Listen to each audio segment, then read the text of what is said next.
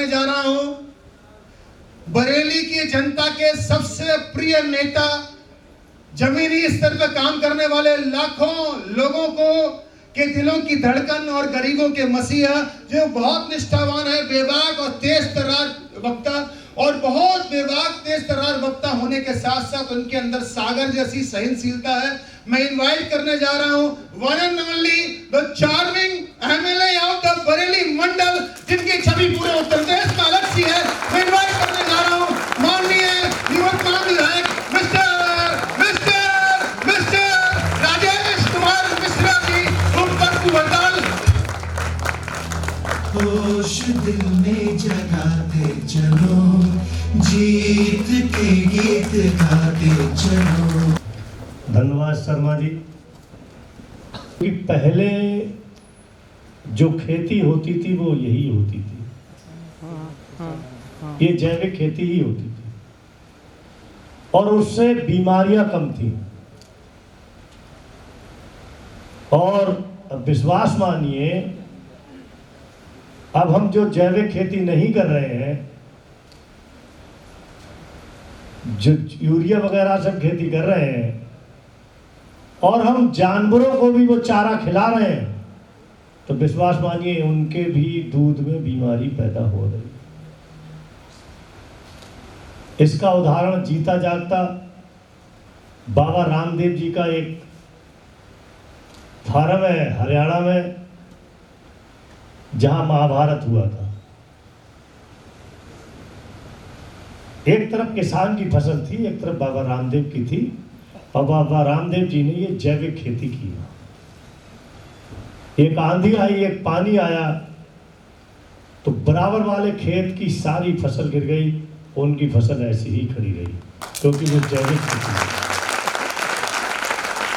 ये उसकी ताकत थी। ऐसे ही अभी हम रास्ते में आ रहे हैं, गाड़ी पे बात करते आ रहे हैं, तो बताया कि गाजियाबाद में जैविक से किए हुए गेहूं का जो आटा है वो उस आटे से काफी महंगा है। अगर वो सही नहीं है तो क्यों महंगा है? हमारे यहाँ एक छोटा सा बगीचा है, उस बगीचे में हमारी पत्नी ने आम लगाए, लीची लगाई, और ये खाद से ही लगी है, और वो बड़ा अच्छी पैदा हुई। यही दे गए थे खाद हमको, और वो हमने लगाई, और वो खाद उसमें डाली। 1 साल का बच्चा भी, आप देखिए बहुत सारे आम आ रहे हैं उस पर, 1 साल के बच्चे। 1 साल। हम आप लोगों को जागरूक करना पड़ेगा। जब से हमने इनकी पिछली बार से ये चीज देखी और इस पे ये काम कर रहे हैं, इनकी टीम काम कर रही है, तो हम जहां भी जाते हैं सभी लोगों से एक ही बात कहते हैं कि जैविक खेती करो। हमारी ये बात, जो इफ्को में यूरिया लगी हुई है, इफ्को जो है खाद फैक्ट्री, उनके मालिक से भी बात हुई हमारी, और हमने उनसे कहा कि केमिकल की जो खेती है उससे ज्यादा कर बीमारी पैदा हो रही, लोग कैंसर के मरीज बनने, तमाम प्रकार की बीमारियां हैं। ये उन्होंने माना कि बिल्कुल आप सही कह रहे हैं। उन लोगों ने भी उस पर रिसर्च किया है, और मुझे लगता है इस जैविक खेती की वजह से यूरिया की भी विदाई होने वाली है बहुत जल्दी। भारत के प्रधानमंत्री भी उसी पे काम कर रहे हैं, इसी जैविक खेती में। हमारे जो कृषि मंत्री हैं केंद्र से लेकर प्रदेश तक, वो भी अब इसी पे काम कर रहे हैं।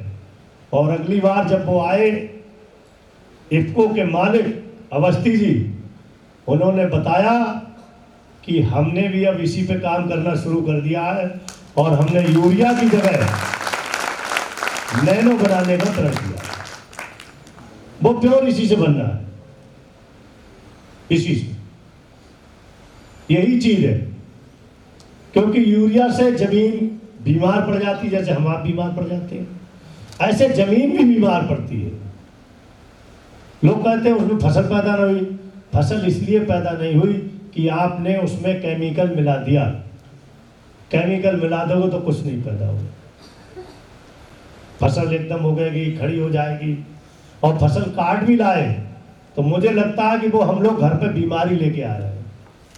पूरे जिले में या पूरे मंडल में किसी एक व्यक्ति को कैंसर की शिकायत मिलती थी। आज तो मुझे नहीं लगता कोई गांव ऐसा बचा हो अछूता जिसमें कैंसर का एक दो मरीज ना हो। मैं एक ऐसी घटना बता रहा हूं जो आप देख के भी उसको ताज्जुब करोगे। मैं छोटा ही था तो चकबंदी के टाइम में मैंने ज़्यादा ज़मीन ले ली। ज़्यादा ज़मीन भरतौल में 20-22 बीघा ज़मीन ज़्यादा मिल गई, वो रेत की ज़मीन थी। लोगों ने हमारे पिताजी से कहा कि इन्हें ज़मीन ले ली, इसमें कुछ पैदा नहीं होगा, और उसमें हमने एक ट्रैक्टर खरीदा।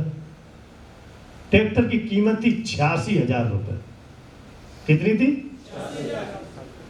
केवल एक ट्रैक्टर ही ऐसा वाहन है जो 20 साल के बाद भी बेचोगे तब भी वो अपनी उसी कीमत पर बिकेगा। बाकी कोई वाहन नहीं है। जमीन तो बिक सकती है, बाकी शोरूम से निकालो तो आधे घट जाएंगे। हमने उसको उस ट्रैक्टर से सारी जमीन एक की। हमारे गांव में एक तालाब था, तालाब में पूरे गांव का पानी आता था, पूरे गांव का पानी आता था। हमने उस तालाब को 1-1.5 किलोमीटर पर हमारा एक खेत हो, हमने लेबर के द्वारा, कर्मचारियों के द्वारा उसको एक नाली बनवाई बड़ी, और 16 बीघा खेत तो वो सारा पानी उधर को डाइवर्ट किया। तालाब सूखा, एक ट्राली हम और लेके आए रिश्तेदारों की, और लेबर और हमने खुद उस ट्राली से भरा उस तालाब का जो थी, जिसमें जानवरों का गोबर, पेशाब सभी कुछ आता था उसमें, उसको अपने हाथों से भरा, लेबर से भरवाया, और जो ज़मीन ज़्यादा मिली उसमें सब में वही मिलाया। विश्वास मानिए पूरे भरतौल गांव में सबसे ज़्यादा गेहूं और उसमें सरसों पैदा हुई। एक गेहूं मध्य प्रदेश में मिलता है। कहाँ मिलता है? उसकी 4500 रुपये क्विंटल कीमत है। 4500 रुपये। जब पहली बार किसी ने वहाँ बताया, हमारे किसी व्यक्ति की 2 प्रकार के गेहूं पैदा होते हैं। एक तो जो सेम जो उत्तर प्रदेश में होते हैं, एक वो हम लोग खाने को पैदा करते हैं जिसकी कीमत 4500 रुपये। मैं तो पहली बार में सुन के बड़ा चौंका कि ऐसा भी होता है। तो वो गेहूं जो है बरेली तक पहुंच गया, महंगा मिलता है उसका आटा। क्यों ना हम लोग उस पर मेहनत करें, हम लोग खेती करें, हम लोग किसानों को बताएं, और एक मॉडल के रूप में, आप मॉडल के रूप में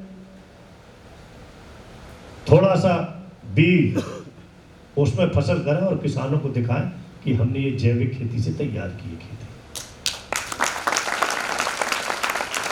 किसी का भी प्लाट होगा खाली पड़ा कि भाई हम घेर नहीं रहे हैं, हम इसमें कोई फसल लगाना चाहते हैं, सब्जी है या फल है या जो भी चीज़ है, और आप अगर उसको करेंगे, टेस्ट के रूप में दिखाएंगे लोगों को प्रैक्टिकल के तौर पर, तो विश्वास मानिए वाकई में लोग करेंगे। क्योंकि खाद की कीमत बहुत ज़्यादा है और खाद से फसल बर्बाद हो रही है। लगाने किसान की मजबूरी है, अगर वो लगाएंगे नहीं तो फसल नहीं पैदा होगी। ये जो आपका कार्यक्रम है ये बहुत अच्छा है। मैं तो आपकी कंपनी और आपकी टीम को और आप सभी को पुनः एक बार बधाई देना चाहता हूँ कि आपने इस सुंदर कार्य के लिए, बरेली के लिए दूसरा शायद कार्यक्रम है, दूसरा कार्यक्रम है। जागरूकता लोगों में फैल रही है। मैं भी लोगों से कहता हूँ कि भाई अब यही खेती करो। पास में एक ज़मीन हमने और ख़रीदी है, शर्मा जी को उनकी टीम के लोगों को ले जाएंगे, उसमें कुछ अच्छी चीज़ करेंगे जो जैविक खेती हो, जिसे लोगों को दिखाएंगे कि अपनी खेती देख लो और हमारी खेती देख लो। इस कार्यक्रम के शर्मा जी संचालक महोदय और जो भी इनकी टीम है और आप सभी लोग आए, आप सभी को पुनः एक बार बधाई देते हैं।